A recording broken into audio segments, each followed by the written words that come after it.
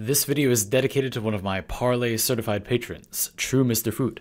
You too can get a video every month if you join True Mr.FOot as a $9 monthly patron on patreon.com/sandypants.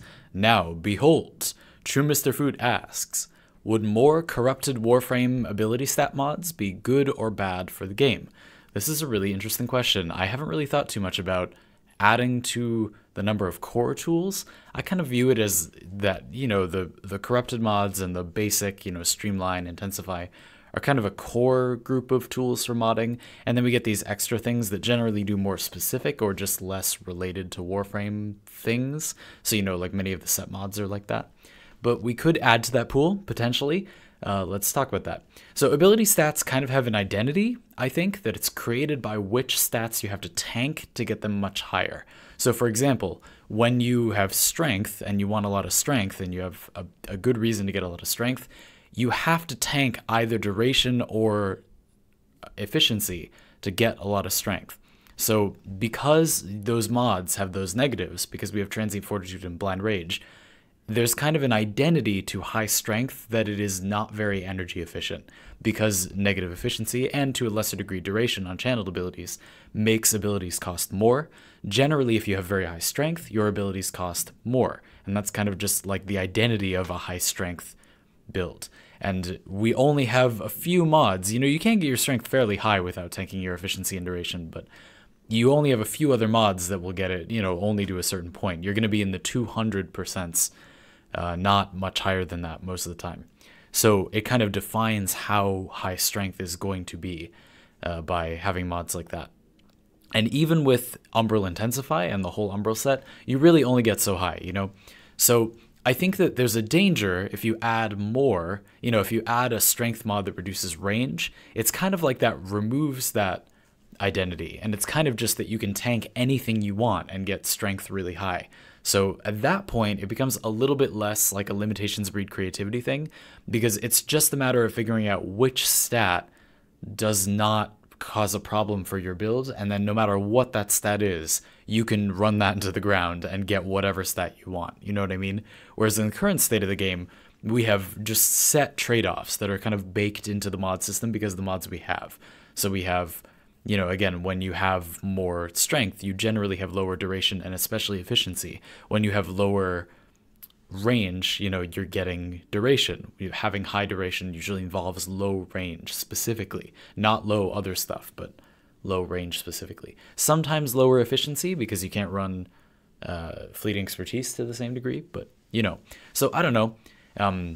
And that can also bleed into how frames have identities themselves. So in some cases, frames are being kept back from being just absurd jacks of all trades by the fact that they have a low amount of some effect on their ability, and you can't get too much of a stat and scale it really high. So for example, Necros' second ability has an armor reduction effect, but it's pretty small. A lot of people don't even know it's there, and it's really tiny. It's like 20%. So because we can only get so much strength, that ability just has very limited impact. Like that aspect of that ability just does not have so much impact. But if we could just get absurd amounts of strength, then it would be, a frame that has very little to do other than fully strip armor. We consider that to be pretty valuable at current, but Necros could end up being a frame that, you can't do a lot of other Necros things, but you could just tank everything else and make him able to strip all the armor too. Like you could just make a lot of other frames be able to do whatever you want. And I'm not saying that's bad. There are some interesting cases like with Oberon, or his fourth ability generally is used multiple times to remove all enemy armor, but you can get enough strength, just barely enough strength, that you can consistently have one cast remove all armor. You just have to sacrifice a lot of stuff. And that's cool, you know what I mean? Like getting those thresholds right. So I'm not going to say that I know exactly how much of each thing we should be using, but I do kind of feel like we're at a happy medium at the moment. And part of my point is that a lot of the game is designed around the amounts we have, right? So I don't know. I mean, on the other hand, so those are some negative things, but I do think there are some stats where it makes a lot of sense and would be interesting to add some options. So I think a moderate efficiency mod, let's say, I don't know, 45% efficiency that reduces strength, ability strength, would actually make a lot of sense. I think that would carve out efficiency's niche as, you know, you can make abilities more spammy, but at the cost of them lasting as long or at the cost of them being as powerful. So yes, you can have abilities be more cost effective and they can hit a large area, but they're going to be less potent, right?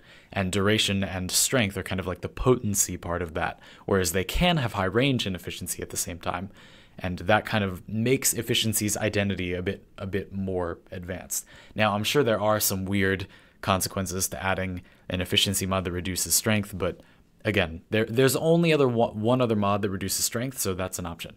And another option would be a mod that makes you lose range. We only have one mod that makes you lose range. It's narrow-minded. So I don't know what you'd gain, you know what I mean? Like, so strength, but then you can get strength for everything. So you see what I mean? As soon as you start adding a few more, you know, you can maybe cram one in, but as soon as you start adding a few more, you get very quickly to the point where you can just sacrifice anything to get anything. And I think that is maybe not good overall.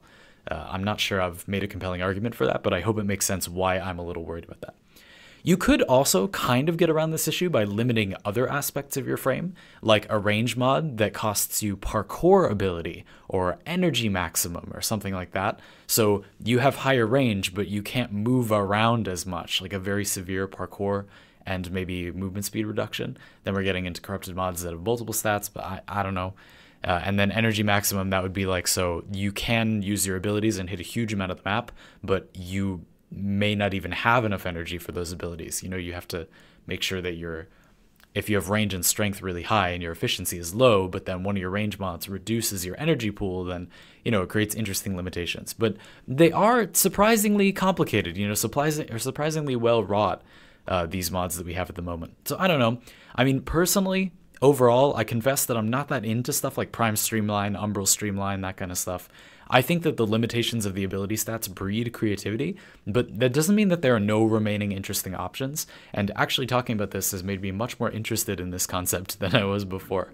I do admit that I would kind of like more corrupted mods for other things than Warframes, but I do think that negative stats are interesting. I like that trade-off system, and it would be cool to see it more, you know, beyond just Rivens on other, to some degree, Rivens are corrupted mods, but, you know, yeah, so a very interesting question.